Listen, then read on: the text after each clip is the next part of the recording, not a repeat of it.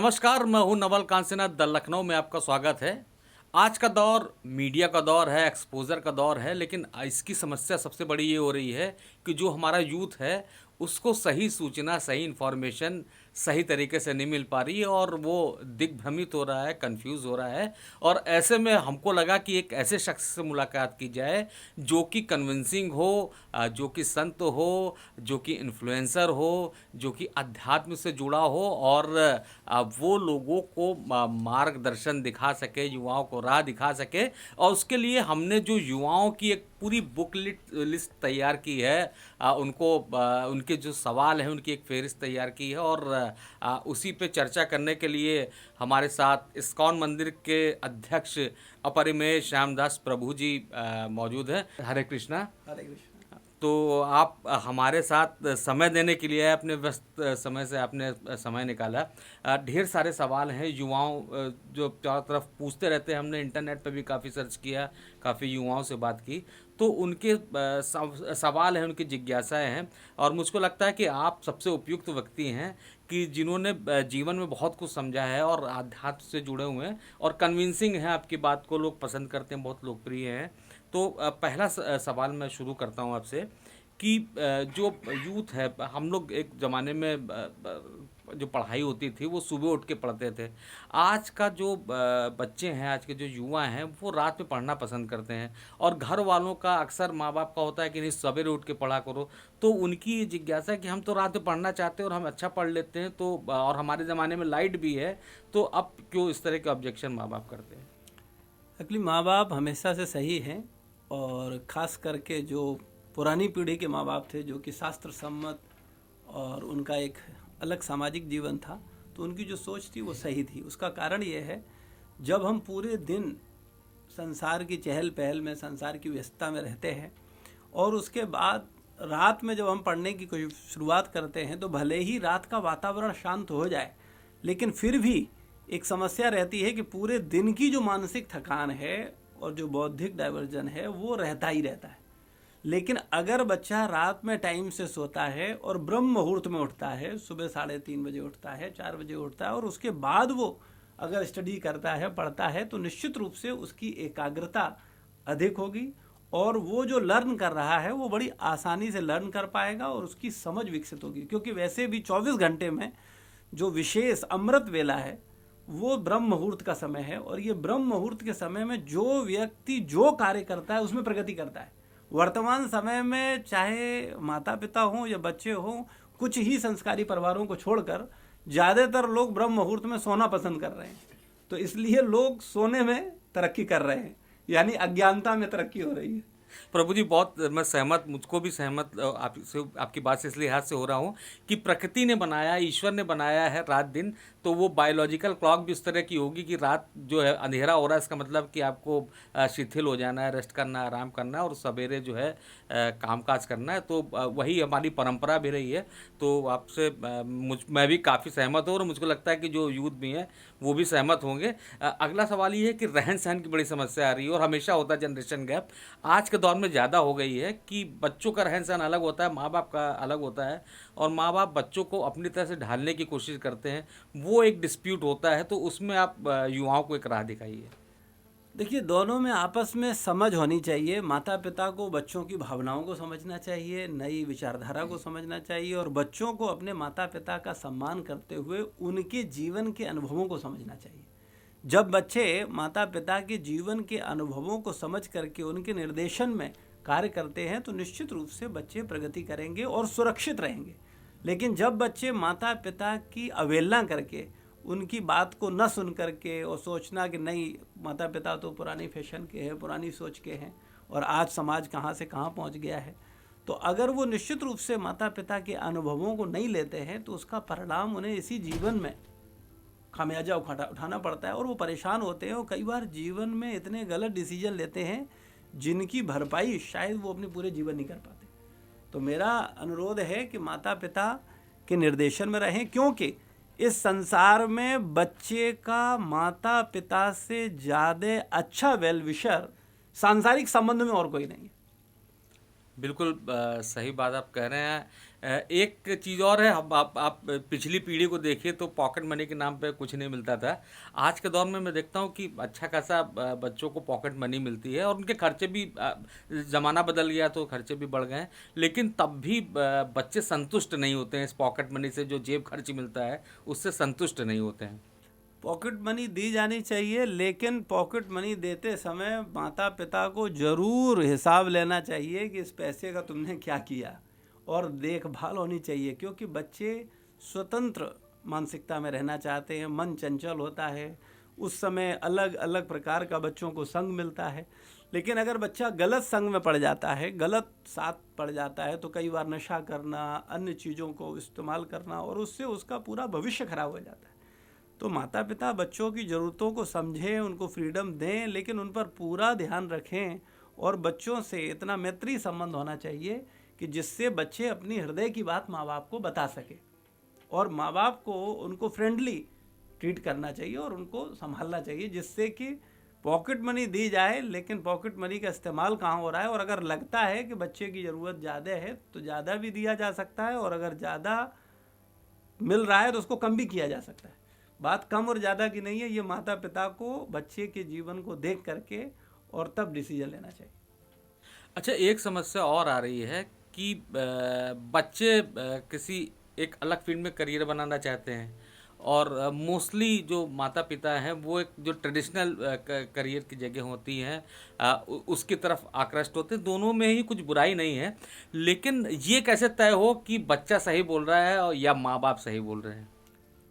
क्योंकि दोनों चीज़ें अलग अलग हैं, क्योंकि कई जगह बच्चे का अनुभव अपने फील्ड में, या बच्चे का अपना एक इंटरेस्ट होता है कि वो ये करना चाहता है, तो माँ बाप को भी देखना चाहिए कि जब बच्चा जो करना चाहता है, अगर हम उसको वो फील्ड देते हैं तो वो अपना अच्छा दे करेगा, अपना 100% दे पाएगा। और अगर बच्चे के ऊपर हम अपना विचार थोपते हैं तो हो सकता है बच्चा उस विचार में उतना खुश ना हो, लेकिन माँ बाप की इच्छा की पूर्ति के लिए वो उसको करने की कोशिश करे। तो मेरा ऐसा मानना है, जैसे एज ए स्पिरिचुअल गाइडेंस में लोगों को देता हूँ, तो मैं देखता हूँ कि व्यक्ति का इंटरेस्ट क्या है, और उसके इंटरेस्ट के साथ उसको सेवा देता हूँ, जिससे वो अपनी सेवा में 100% दे सके। तो ऐसे ही माता पिता को भी बच्चों का ध्यान रखना चाहिए, उनकी रुचि का, उनकी समझ का, और उनके कैरियर को कि क्या उचित है। और बच्चों को भी माता पिता के अनुभवों को समझना चाहिए। हो सकता है माता पिता कुछ बोल रहे हो, बच्चा सोच रहा हो मैं ये करना चाहता हूँ, लेकिन वास्तविकता में उसमें उसका भविष्य उतना अच्छा ना हो। और अगर एक माता पिता हैं, उनका अपना एक प्रॉपर फील्ड है, उनका एक प्रॉपर प्रोफेशन है, जैसे कई माता पिता चार्टर्ड अकाउंटेंट होते हैं, डॉक्टर होते हैं, और अगर बच्चा वही सेम फील्ड में आता है तो अपने पिता के ही बिजनेस को बड़ी इजीली कंटिन्यू करता है और प्रगति करता है। तो दोनों में सामंजस्य की आवश्यकता है। अच्छा, आज से 30-40 साल पहले का जो दौर था तो कोई वो ब्रांडेड वाली समस्या नहीं थी। अमूमन ये होता था कि स्कूल के जो जूते होते थे वो बाटा के हो जाते तो लगता था कि बहुत बड़ी उपलब्धि है, वरना लोकल होता था। और आज का दौर बदल गया है, आजकल तमाम ब्रांडेड चीज़ें आ गई हैं, और जो सबसे बड़ा चैलेंज हो गया है वो माँ बाप के सामने, युवाओं के सामने, हर व्यक्ति के सामने हो गया है कि उसके पास महंगा वाला कोई बहुत बढ़िया मोबाइल हो, और जिनके पास नहीं होता है वो बच्चे हीन भावना में ग्रस्त होने लगते हैं। ऐसे भी बहुत सारे केस हुए हैं। तो ऐसे बच्चों को कि मोबाइल की ब्रांड महत्वपूर्ण नहीं है, इस पे आप क्या सजेस्ट करेंगे, कैसे सजेस्ट करेंगे? देखिए, जितने भी ब्रांड हैं, इनके लिए मनुष्य नहीं बनाया गया, ये मनुष्य के लिए ज़रूरत वस्तुएं बनाई गई हैं। तो व्यक्ति को कभी भी उन वस्तुओं से अपनी पहचान नहीं करनी चाहिए। हमको ऐसा नहीं सोचना चाहिए कि नहीं एप्पल से मेरी पहचान है या सैमसंग से मेरी पहचान है। मेरी पहचान मेरे व्यक्तित्व से है, मेरी पहचान मेरे गुणों से है, मेरी पहचान मेरे अच्छे कार्यकलापों से है, ना कि मोबाइल से या कपड़ों से। तो मेरा युवाओं को यही निर्देश है, यही निवेदन है कि आप लोग अपनी पहचान अपने गुणों से करें, अपने व्यक्तित्व से करें, अपने अच्छे व्यवहार से करें, अपनी शालीनता से करें, ना कि अपनी पहचान आप मोबाइल, एप्पल और सैमसंग से करें। तो ये बहुत बुद्धिमत्ता नहीं है। लेकिन आज का जो ट्रेंड है, आज का युवा जो एक दूसरे को देख करके प्रभावित हो रहा है और वो इस भावना में जा रहा है, लेकिन उसे ऐसी भावनाओं से बचना चाहिए। प्रभु जी कितनी अच्छी बात कर रहे हैं कि आपका व्यक्तित्व कितना बड़ा है ये महत्वपूर्ण है। एपीजे कलाम हो या अमिताभ बच्चन हो या नरेंद्र मोदी हो या इंदिरा गांधी रही हो, तमाम लोग जो है उनकी मोबाइल से, उनके मोबाइल के ब्रांड से उनकी पहचान नहीं थी, उनके काम से, उनके क्रियाकलापों से पहचान थी। गुरुजी, एक दौर था कि कहीं शादी ब्याह होते तो बच्चे जिद करते थे कि हम भी चलेंगे, हमको भी ले चलिए, क्योंकि वही मनोरंजन के साधन हुआ करते थे। आज बड़ी समस्या हो गई कि माँ बाप चाहते हैं कि बच्चे कहीं पार्टी है, कहीं फंक्शन है, कहीं शादी ब्याह है, खासतौर से रिश्तेदारी में जब जाना चाहते हैं, तो बच्चों को लगता है कि नहीं, हम तो वहाँ बोर हो जाएंगे, उनकी ज़रूरतें अलग हैं, उनकी पसंद है। लोग आजकल मोबाइल और गैजेट्स तमाम हो गए हैं, तो वो जाने से बचते हैं। इसका कोई राह बताइए, बीच का रास्ता, ताकि बच्चे भी खुश रह सकें और माँ बाप भी संतुष्ट हो सके। देखिए, शादी विवाह फंक्शन जो होते हैं जिनमें खास करके माता पिता जा रहे हैं और बच्चों को भी बोलते हैं कि आप भी चाहिए, तो निश्चित रूप से बच्चों को जाना चाहिए, जिससे कम से कम वहाँ जा कर के बच्चों को अलग अलग रिलेटिव्स मिलने वाले, परिचित लोग मिलते हैं, जिससे उनको मिलने का एक मौका मिलता है, उनसे बात करने का। उनको भी, वो बच्चों को भी वो देखते हैं कि हाँ, बच्चे बड़े हो रहे हैं, बच्चे अच्छे पढ़ रहे हैं। और कई बार ऐसे मौक़ों पर जाकर के कई अच्छी चीज़ें भी होती हैं जो कि बच्चों को बाहरी वातावरण में जाकर के जब लोगों का अलग अलग प्रकार का संग मिलता है, अलग अलग प्रकार के लोग मिलते हैं, तो बच्चों का विकास होता है और उनको हर तरह से लाभ ही लाभ है। जैसे कई उदाहरण के स्वरूप हम आपको बताएं, जैसे अगर कई गर्ल्स हैं या लड़के हैं और वो पढ़ रहे हैं और एक युवा अवस्था में है और वो विवाह में या अन्य फंक्शंस में जाते हैं और वो अपना अच्छा करियर बना रहे हैं, अपनी अच्छी शिक्षा ले रहे हैं, लेकिन जब वो माता पिता के साथ जाते हैं और उन फंक्शन में भाग लेते हैं, तो उनको और रिलेटिव्स जो है वो देखते हैं कि भाई ये बच्चा तो बहुत अच्छा है, ये तो बहुत अच्छा करियर है इसका, या इसका बड़ा अच्छा चरित्र है, तो उसको एक अच्छी पत्नी या अच्छा जीवन साथी, पति भी मिलने की संभावना रहती है। इसके अलावा भी जो हमारे बड़े बुजुर्ग होते हैं, उनके साथ जब हम उठते बैठते हैं तो उनका रहन सहन, उनका बात करना, उनका सलीका, उनके संस्कार, वो सब हमको सीखने को मिलते हैं। और मैं तो आज की युवा पीढ़ी से बोलना चाहूँगा कि बच्चों को बहुत शार्प होना चाहिए, अच्छी चीज़ सब जगह से उठानी चाहिए और बुरी चीज़ों पे ध्यान नहीं देना चाहिए। हो सकता है हमारे कुछ बड़े में, बुजुर्गों में, मित्रों में या रिलेटिव्स में कुछ बुरी आदतें हों, लेकिन हमें उस पर ध्यान नहीं देना है। हमें उनकी क्वालिटीज़ को देखना चाहिए, वो जो सेवा कर रहे हैं, उनका जो समर्पण है, उनकी जो व्यवस्था है, उस पर ध्यान देना चाहिए। हो सकता है कि वो शराब पी रहे हो सकता है वो नशा कर रहे हो सकता है वो कोई गलत आचरण कर रहे हो, तो उस पर हमें ध्यान देना नहीं चाहिए। बुद्धिमान व्यक्ति हीरे को नाली से भी उठाता है, वो ये नहीं सोचता ये नाली में पड़ा है तुम नहीं उठाएंगे, लेकिन वो नाली के मल को नहीं उठाता। ऐसे ही बुद्धिमान जो व्यक्ति है वो गुणों को उठाए, ना कि अवगुणों को। तो निश्चित रूप से माता पिता के साथ बच्चों को जाना चाहिए। और मोबाइल और गैजेट्स जो हैं जिनमें बच्चे आजकल अधिक इन्वॉल्व हो रहे हैं, ये मानसिक रोगों को बढ़ाने वाले हैं। ये काल्पनिक दुनिया में आज की युवा पीढ़ी ज़्यादा प्रवेश कर रही है। जो व्यक्तिगत मिलना, प्रेम करना, बात करना, व्यवहार करना, वो उसमें जो आनंद है वो एक सपनों की दुनिया है, और वो सपनों की दुनिया में आज लोग खोए पड़े हुए हैं। तो ठीक है, थोड़ा बहुत आपको अच्छा लगता है तो उसका इस्तेमाल कर सकते हो, लेकिन बहुत अधिक नहीं। प्रभु जी, आजकल के जो विज्ञापन चलते हैं उसमें बड़े बड़े फिल्म स्टार, क्रिकेटर्स, वो तमाम विज्ञापन चल रहे हैं। वो खेलों को लेकर ऐप बने हुए हैं और बेसिकली वो ऐप जो हैं वो जुआ खिलवाते हैं, एक तरह से कुछ पैसा लेते हैं, उसके बदले में कुछ जितवाते हैं। तो वो छोटा ही रूप सही, लेकिन उसमें लाखों करोड़ों बच्चे, युवा, इवन देन बुज़ुर्ग भी उसमें इन्वॉल्व हो रहे हैं। तो इस तरह की जो समस्याएं आ रही हैं, तो कुछ बच्चों ने मुझसे कहा था कि ये मन बहलाने के लिए खेला जा सकता है, क्योंकि सब लोग खेल रहे हैं और इतने बड़े बड़े लोग इसका प्रचार कर रहे हैं। देखिए, सबसे बड़ी चीज़ है बच्चों को बुद्धिमान होना पड़ेगा। वो विज्ञापन कर क्यों रहे हैं?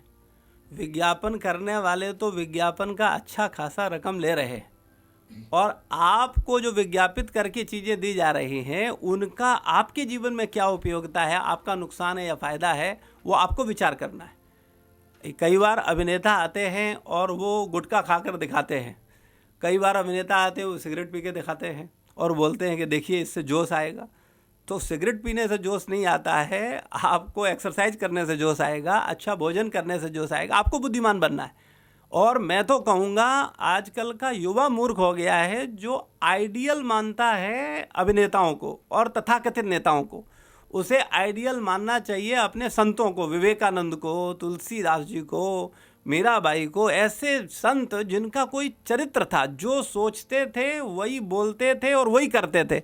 तो जो व्यक्ति जो सोचता है, जो बोलता है, जो करता है, ऐसे को आइडियल बनाना चाहिए, ना कि ऐसे नेता अभिनेता या ऐसे लोगों को जिनका खुद का कोई कैरेक्टर ही नहीं है, जो केवल अपने लिए जी रहे हैं।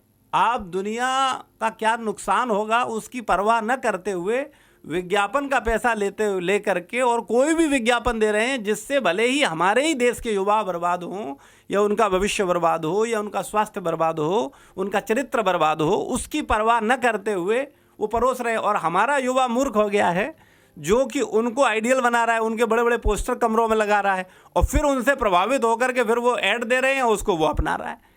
तो बुद्धिमानी युवा को करनी है। समाज में सब तरह के लोग रहेंगे, सब तरह की चीज़ें रहेंगी। आपको बुद्धिमान बनना है, आपको क्या लेना है वो आपको डिसाइड करना है। आपको दूध पीना है या आपको नशा करना है, आपको मिलकर के अच्छे सामाजिक और पारिवारिक के कल्याण के लिए, अपने आध्यात्मिक कल्याण के लिए कार्य करना है, या जुआ खेलना है या वीडियो गेम्स खेलने हैं, ये डिसीजन आपका है। बिल्कुल, आपने नशे का भी जिक्र किया। बच्चों के, युवाओं के जो सवाल होते हैं, आकर्षित भी ऐसी बुरी चीज़ों से जल्दी हो जाता है। उनको लगता है कि यूरोप अमेरिका इतना तरक्की कर गए, वहाँ पे भी शराब सिगरेट पी जाती है, यहाँ पे भी तमाम मॉल खुल गए हैं, तमाम जगह पे शराब और सिगरेट की पार्टियाँ होती हैं। तो कभी करने में बुराई क्या है?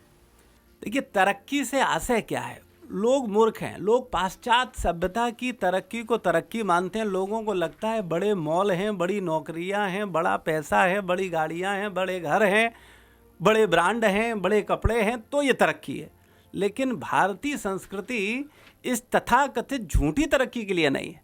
भारतीय संस्कृति आपको अंदर से आनंद देती थी। आप संबंधों को देखिए, आप प्रेम को देखिए, भावना को देखिए। आज का युवा मूर्ख हो गया है कि उसका आइडियल, फिर मैं वही बात बोलूँगा, लोग मूर्ख हो गए हैं। लोग पाश्चात्य जगत को अपना आइडियल बना रहे हैं।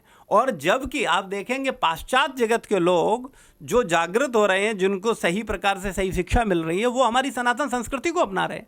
और इसमें हमारे परम गुरुदेव श्रील प्रभुपाद जी का विशेष योगदान है। पूरे विश्व में आप देखिए, अमेरिका, ऑस्ट्रेलिया, रसिया, वहाँ के लोग जब उनको गीता की सही शिक्षा सही प्रकार से मिलती है तो वो लोग पूरे जीवन को बदल लेते हैं। वो अपना खान पान बदल लेते हैं, वेशभूषा बदल लेते हैं, सोच बदल लेते हैं। तो कहने का तात्पर्य यह है, ये जो बाहरी चकाचौंध है, ये व्यक्ति को क्षणिक सुख तो दे सकती है लेकिन नित्य शाश्वत आनंद प्रदान नहीं कर सकती। भारतीय शिक्षा, आध्यात्मिक ज्ञान व्यक्ति को शाश्वत आनंद दे सकता है, जो आपको अंदर से मिलेगा, जिसके लिए आपको बाहर से बहुत पैसे कमाने की आवश्यकता नहीं है। लेकिन आज का युवा जो है वो बाहरी सुख को ही समझ पा रहा है। उसको लग रहा है एसी में सुख है, ऑडी में सुख है, बड़े घर में सुख है, बड़ी सैलरी में सुख है। लेकिन जो अंदर का आनंद है, जो अंदर का असली सुख है, वो आज की जो युवा पीढ़ी है वो पाश्चात्य सभ्यता से प्रभावित होकर के भूल चुकी है। तो मेरा निवेदन है कि उसको जागृत करें, उसको समझें, और वो आनंद जब उनको मिलेगा तो निश्चित रूप से ये बाहरी आकर्षण उसको विचलित नहीं कर पाएंगे। बाहरी आकर्षण की बात की, बाहरी आकर्षण वास्तव में काफ़ी बड़ा है। सुख सुविधाएं बढ़ी हैं, आराम से जीने के तरीके बढ़े हैं, सूचना के तमाम तंत्र बढ़े हैं, मनोरंजन के तमाम तंत्र बढ़े हैं। लेकिन इसी के साथ एक चीज़ और बड़ी है, वो युवाओं के अंदर मानसिक तनाव। उसके लिए क्या उपाय आपको नज़र आता है? मानसिक तनाव का मूल कारण ये है मन की चंचलता। आज के समय में आप देखिए, व्यक्ति का मन इतना चंचल होता चला जा रहा है कि पहले के समय में लोग 1 घंटे के वीडियो देख लेते थे, लेकिन अभी 1 मिनट की रील में समेट गए। और उसके लिए हमें भी रील बनानी पड़ रही है, क्योंकि क्या करें, लोगों तक सही बात तो पहुंचानी ही है ना। लेकिन लोगों की समस्या ये है कि लोग समय नहीं देना चाहते। जब तक वो समय नहीं देंगे और सही विषय पर ध्यानपूर्वक चिंतन नहीं करेंगे एक लंबे समय तक, तब तक उनको समझ ही नहीं आएगा कि वास्तव में करना क्या है। मैं आपसे पूछता हूँ, क्या किसी भी व्यक्ति को 1 मिनट में फिजिक्स सिखाई जा सकती है? बिल्कुल नहीं। 1 मिनट में केमिस्ट्री सिखाई जा सकती है? एकदम नहीं। मैथ सिखाया जा सकता है? एकदम नहीं। तो जब नहीं सीख सकते हैं, उनको मैथ सीखने के लिए 12 साल देते हैं, तब 12th की मैथ सीख पाते हैं। 12 साल फिजिक्स को देते हैं, तब 12वीं क्लास की फिजिक्स सीख पाते हैं। तो वो क्यों नहीं समझते हैं कि हमें थोड़े मन को स्थिर करने की आवश्यकता है। ये चंचल मन जो है ना, ये विभिन्न प्रकार की परेशानियों का कारण है, इसीलिए लोग डिप्रेशन में जा रहे हैं। तो हमें थोड़ा शांत करने के लिए मेडिटेशन करना चाहिए, और ये असली मेडिटेशन है कलयुग के लिए, भगवान के पवित्र नाम का जाप। हरे कृष्ण कृष्ण कृष्ण हरे हरे, हरे राम राम राम हरे हरे। जो ये महामंत्र को मॉर्निंग में सुबह सुबह ध्यान पूर्वक सुनता है, बोलता है और सुनता है, तो ये है रियल मेडिटेशन। ये करेंगे तो निश्चित रूप से 100% वो मानसिक परेशानियों से, मानसिक तनाव से मुक्त होंगे, इसकी मैं गारंटी लेता हूँ। डिप्रेशन का मैं बिना दवाई खिलाए इलाज करता हूँ, बशर्ते आपको ध्यानपूर्वक सत्संग सुनना होगा, सिद्धांतों को समझना होगा, और समझ करके आप जब उस पर विचार करेंगे आप 100% डिप्रेशन से मुक्त हो जाएंगे। प्रभु जी, आपने बहुत सही कहा कि रील जैसे जो चीज़ें बढ़ रही हैं बहुत ज़्यादा, फ़ोटो खिंचाने के भी चलन बढ़ गया है और लड़कियों में बहुत ज़्यादा बढ़ा है, युवाओं लड़कियों में, और सुंदर दिखने की चाह बढ़ी है। तमाम ऐप में तमाम तरीके होते हैं जिससे वो अपने को खूबसूरत बनाती हैं, सुंदर बनाती हैं, आदमी, लड़के भी, युवा, सब लोग। लेकिन लड़कियों का एक स्वाभाविक सवाल है कि अगर मैं सुंदर दिखना चाह रही हूँ, एक लड़की सुंदर हो भी गई तब भी उसको लगता है कि मुझे ब्यूटी पार्लर जाना ज़रूरी है, उसमें भी अपनी जो पॉकेट मनी उसके हज़ारों रुपए बर्बाद करती है। इस पे आपका क्या मत है? देखिए, अगर हम पार्लर जाने को मना करेंगे तो बहुत सारी बहनें और माताएं हमसे नाराज़ हो जाएंगी तो इसलिए मैं मना तो नहीं करूँगा कि आप बिल्कुल न जाएं, लेकिन आपका पैसा है और आपको समझना है कि इसको कहाँ खर्च करना है। ये आपके भविष्य के काम आ सकता है और जितनी ज़रूरत हो उतना ही इस्तेमाल करें। और दूसरी चीज़ बोलूँगा कि वास्तविकता में ये मेकअप से कोई सुंदर नहीं बनता है। अरे मुंह धुलेगा सब छुट जाएगा, सब सामने आ जाएगा। आपको अगर सुंदर बनना है तो गुणों से सुंदर बनिए। शरीर की सुंदरता हमेशा के लिए नहीं है, कभी भी नष्ट हो जाएगी। एक छोटा सा एक्सीडेंट, एक छोटी सी घटना आपकी शारीरिक सुंदरता को नष्ट कर सकती है, लेकिन आपका जो आचरण है, आपका जो सद्व्यवहार है, आपकी जो क्वालिटीज़ हैं, वो आपको असली सुंदरता प्रदान करती है। मैं आपसे पूछता हूँ, कोई लड़की बहुत सुंदर हो या कोई लड़का बहुत सुंदर हो, लेकिन वो कैरेक्टर लूज हो, आप उसके साथ जीवन बिताना चाहोगे? आप उसके साथ संबंध रखना चाहोगे? तो आप कहोगे नहीं। तो इम्पॉर्टेंट है व्यक्ति का कैरेक्टर, ना कि बाहरी सुंदरता। लेकिन ठीक है, आप अगर व्यक्ति को थोड़ा प्रेजेंटेबल लगना है और वो थोड़ा बहुत अपने ऊपर ध्यान रखना चाहता है तो वो स्वयं खुद रखे, पार्लर में जाके क्यों पैसा खराब करते हैं।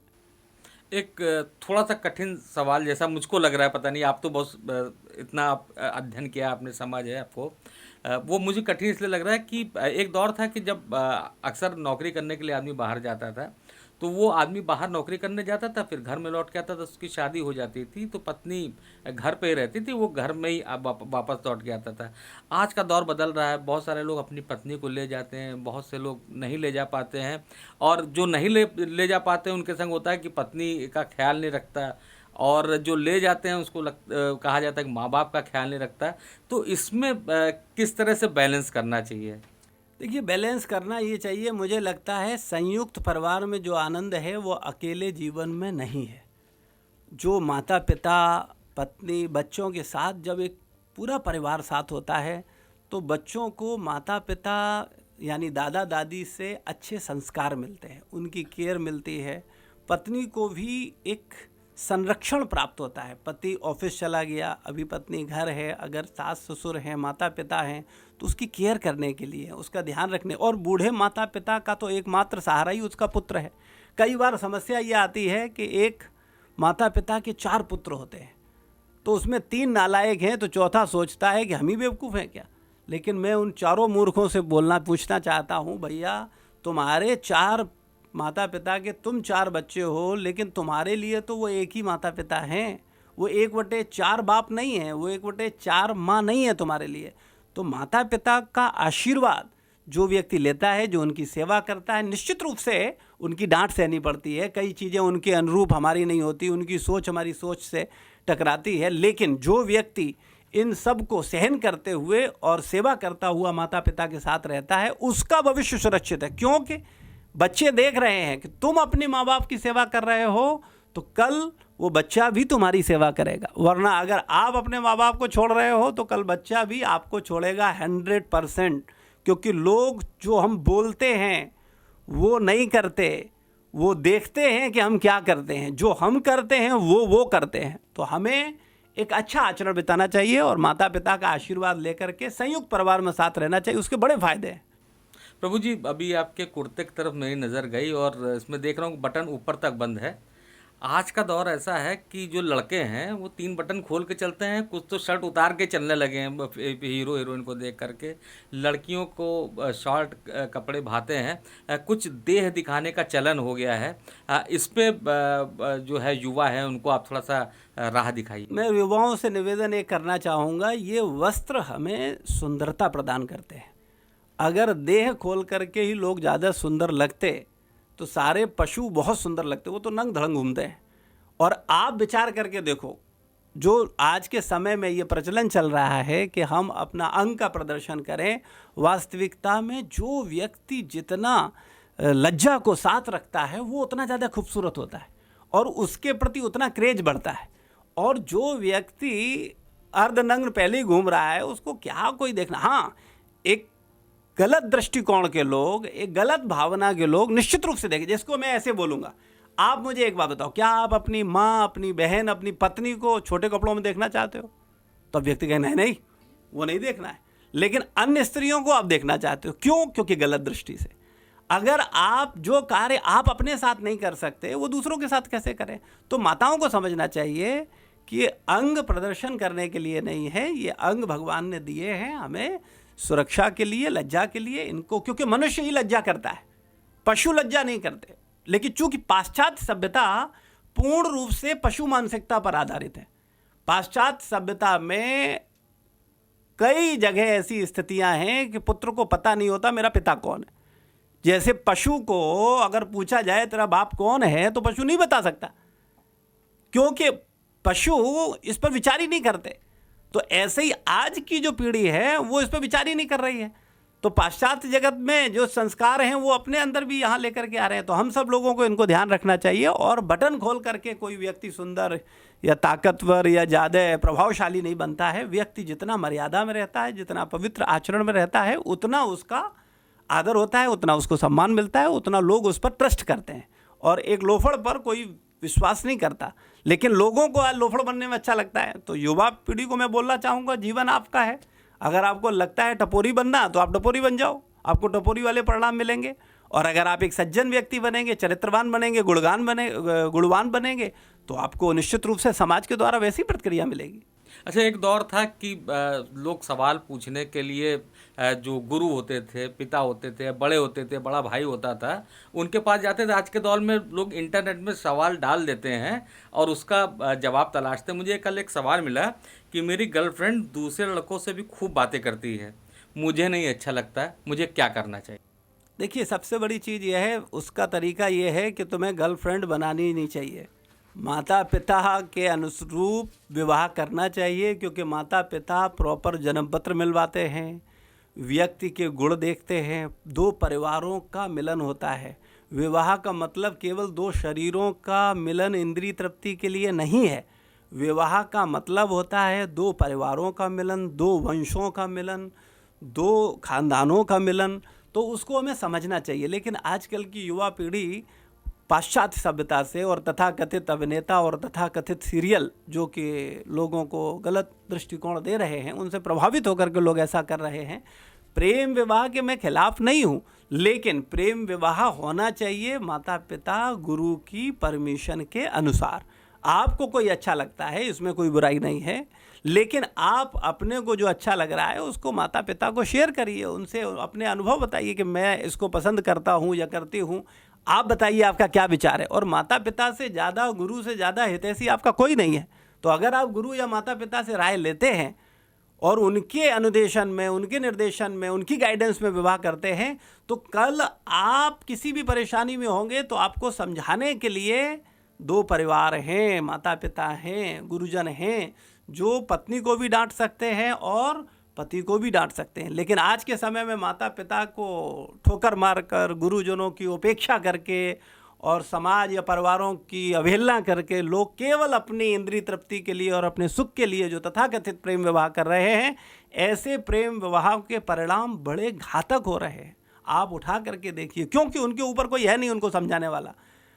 और उसके बाद में जब वो झगड़ते हैं, लड़ते हैं, तो कोई उनको सॉल्यूशन नहीं मिलता और बाद में लोग सुसाइड करते हैं। आज दिन पेपरों में आपको देखने को मिलता है, उसने उसको मार दिया, उसने उसको टुकड़े करते अटैची में डाल दिए, कभी कुछ कर रहे हैं। आजकल आए दिन ये घटनाएं देखने को मिल रही हैं। तो मेरा तो निवेदन है कि प्रेम विवाह न करके माता पिता गुरुजनों की परमिशन से विवाह होना चाहिए, क्योंकि वो आपके जीवन के अनुभवों को आपसे ज़्यादा समझते हैं।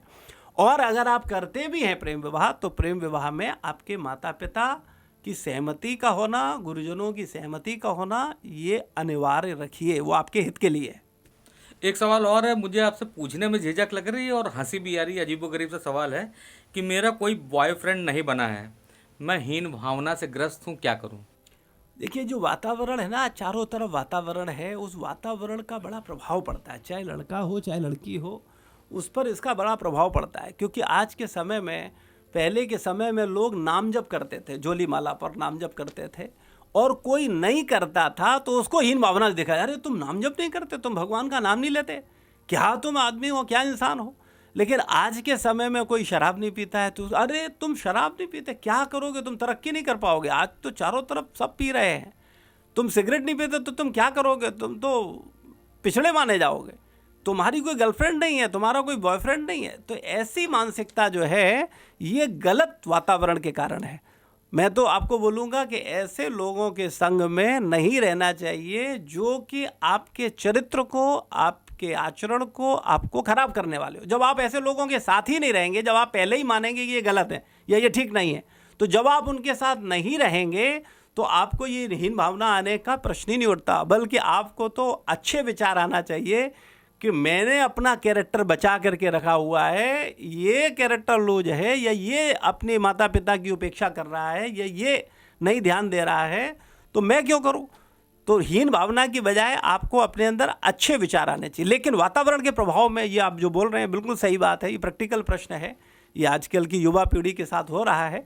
लेकिन इसके लिए मैं माता पिता से बोलना चाहूँगा कि वो अपने बच्चों को इतना प्रेम दें, इतना केयर करें, इतना टाइम दें कि बच्चे आपसे अपनी हर बात शेयर कर पाएँ। कई बार होता क्या है कि माता पिता अपनी दौड़ में हैं, वो अपनी व्यस्तता में है, बच्चे का अपना जीवन है, और एक उम्र के बाद उनको लगता है कि उनके जीवन में भी कोई होना चाहिए, और कई धूर्त लोग इसका फ़ायदा उठा करके लोगों का शोषण करते हैं। लेकिन जो बुद्धिमान व्यक्ति है वो अपने बच्चों को प्रॉपर ध्यान रखेगा, और बच्चों को भी ये समझना चाहिए कि वास्तविकता में इस तरीके की जो हीन भावना है वो रखने की कोई आवश्यकता नहीं है। आप पवित्र हैं, आप अच्छे हैं अगर आप इन सब से बचे हैं, क्योंकि जब आपका विवाह का समय आएगा तो निश्चित रूप से माता पिता आपके लिए एक अच्छा वर या अच्छी वधू देख करके आपका विवाह करेंगे, और वो डिसीजन आपके लिए हितकर होगा। और आप भी ईमानदारी से अपने जीवन साथी से कह पाएंगे कि नहीं, मैं केवल आपसे प्रेम कर रहा हूँ, आप ही मेरा पहला प्यार हो। यानी आपका पति आपका पहला प्यार होगा, आपकी पत्नी आपका पहला प्यार होगा, और वो जीवन बहुत अच्छा होगा। तो जीवन आपका है, जैसे चाहे वैसे जिए। अब बहुत सही बात कर रहे हैं, लेकिन आज के दौर में तो इतने सारे अफेयर्स होने लगे हैं। एक समस्या और आती है कि जब प्रेमी या प्रेमिका धोखा दे देती है तो युवाओं को अक्सर लगता है कि अब उनके जीवन में कुछ बचा नहीं है। तो ऐसी स्थिति में उनको क्या करना चाहिए, किस तरह से इससे उबरना चाहिए? देखिए, धोखा तो 100% मिलेगा ही मिलेगा। मुझे इसके लिए एक बात बताइए, कोई ऐसा है जिसे आपने धोखा नहीं दिया? मैं अक्सर इस बात को बोलता हूँ, कोई ऐसा सगा नहीं जिसको हमने ठगा नहीं। आप ध्यान करके देखिए, आपने माँ को ठगा, आपने बाप को ठगा, आपने मित्र को ठगा, ये हमारी प्रवृत्ति में है, ये हमारे स्वभाव में है ठगना, तो ठगेंगे तो है ही। और ख़ास करके जब बात आती है गर्लफ्रेंड बॉयफ्रेंड की, तो मैं कई बार प्रश्न करता हूँ। बात आती है पति पत्नी की, तो मैं कई बार प्रश्न करता हूँ। एक युवक युवती से आकर्षित हो रहा है, या एक युवती युवक से आकर्षित हो रही है, तो ये आकर्षित हो किस लिए रही है, पर्पज क्या है, अपनी खुशी के लिए या उसकी खुशी के लिए? कोई युवक किसी युवती से आकर्षित हो रहा है, उसके साथ विवाह करना चाहता है, संबंध बनाना चाहता है, तो अपनी खुशी के लिए या उसकी खुशी के लिए?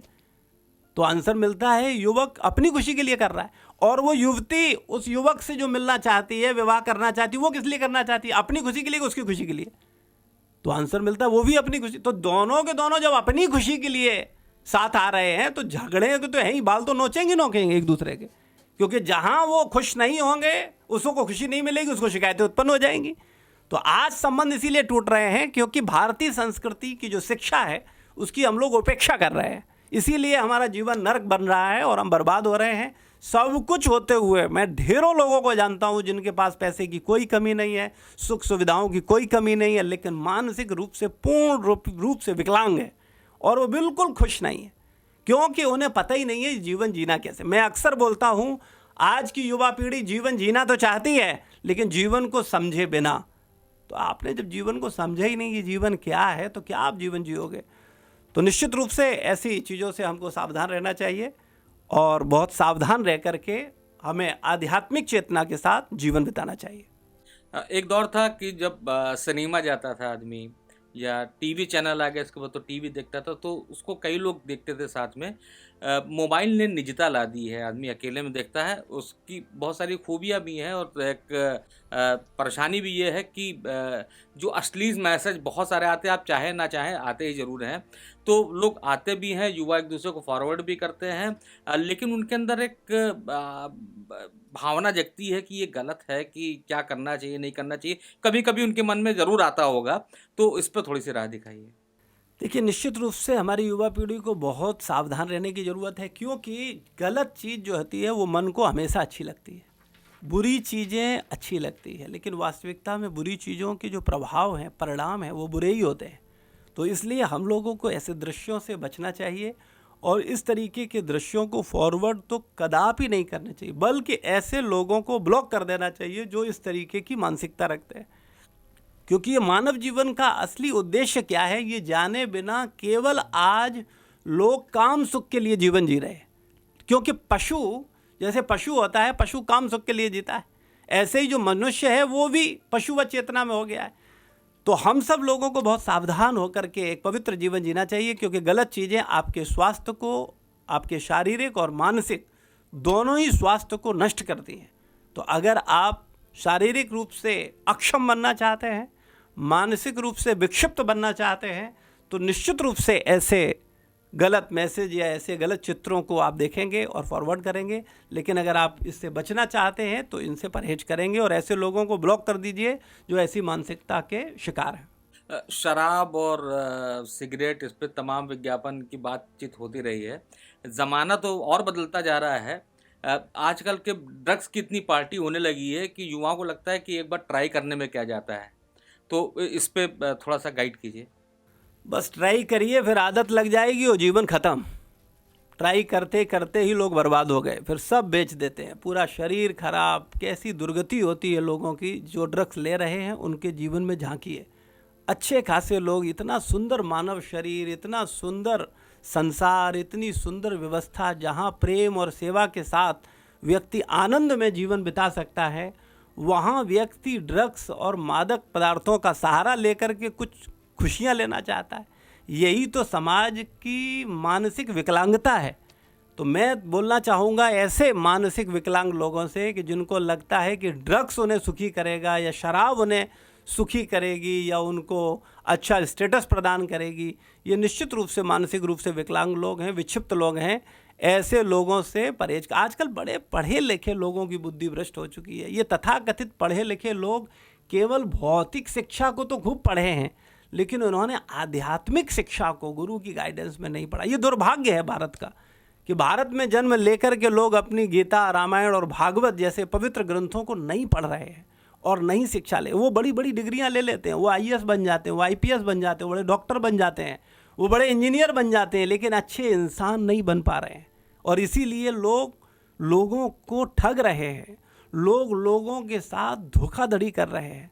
और जब वो अच्छा इंसान नहीं होगा तो वो अच्छा माँ बाप के लिए अच्छा पुत्र नहीं होगा, पत्नी के लिए अच्छा पति नहीं होगा, पति के लिए अच्छी पत्नी नहीं होगा, बच्चों के लिए अच्छा माँ बाप नहीं होगा।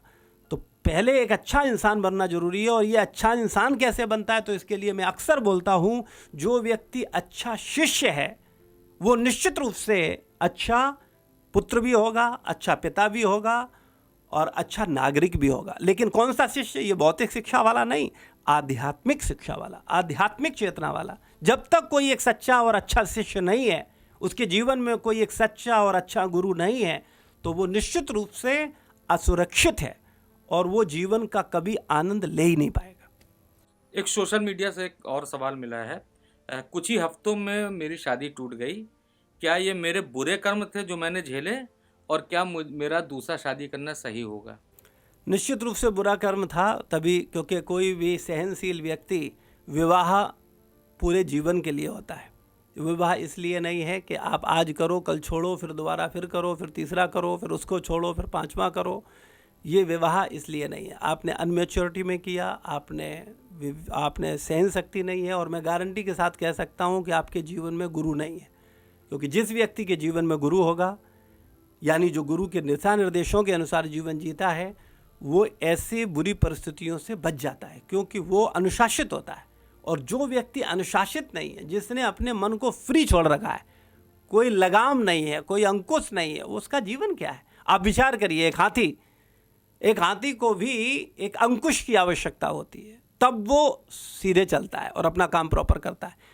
एक बैल को देखिए, उसको भी हंटर की आवश्यकता होती है। शायद हमारी बातें आपको कड़वी लग रही हो, लेकिन ये बिल्कुल सत्य है।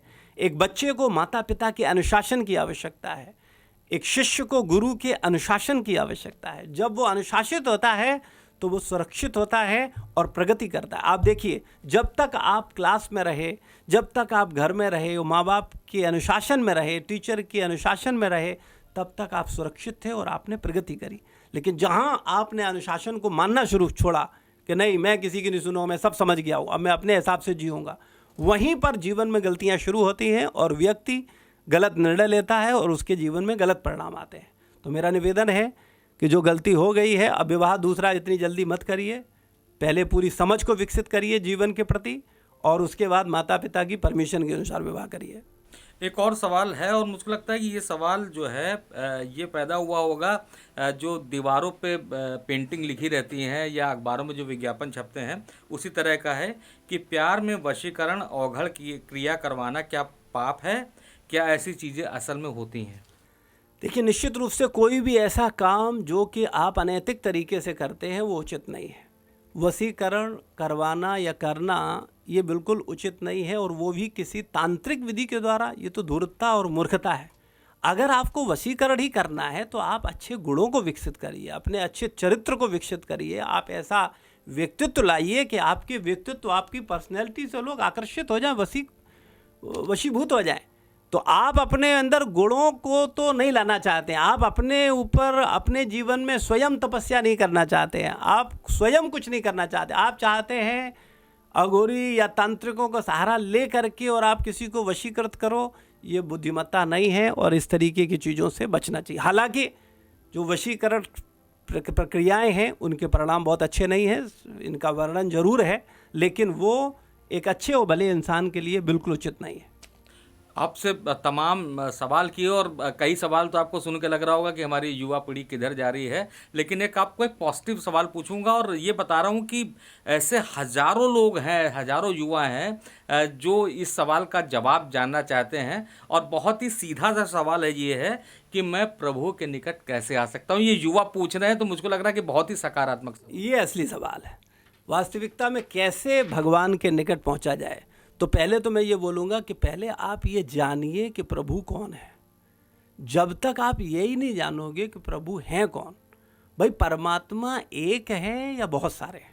मैं आज की युवा पीढ़ी को निश्चित रूप से ये जागरूक करना चाहूँगा आपके माध्यम से कि आप विचार करिए कि परब्रह्म परमात्मा तो एक ही है ना। उसे लोगों ने बांट दिया है। कोई कह रहा है अल्लाह, कोई कह रहा है गॉड, कोई कह रहा है जेहोवा, कोई कह रहा है भगवान।